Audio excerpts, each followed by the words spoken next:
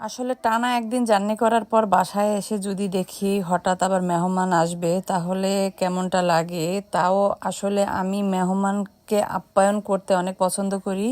তো হুটহাট আমি মেহমানকে আপ্যায়ন করে আমি তৃপ্তি পাই না। মানে আমি আর সব কিছু যদি আগে থেকে গুছিয়ে নিতে পারি তাহলে আমার ভালো লাগে। আসলে আমি ঝটপট করে কতটা করতে পারছি জানি না, তবে আমার মনে আমি তৃপ্তি পাই নেই, কারণ মেহমানকে আমি তৃপ্তি করে খাওয়াতে না পারলে আমার ভালোই লাগে না। মেহমান হচ্ছে আল্লাহর দেয়া নেয়ামত। আসলে এই নেয়ামতকে খুশি করতে পারলে আল্লাহ তাআলাও খুশি হয়ে যায়। তাই আমি সবসময় চেষ্টা করি আমার বাসায় যে কোনো মেহমান আসুক, যেই আসুক, তাদেরকে আমি মন থেকে আপ্যায়ন করার চেষ্টা করি।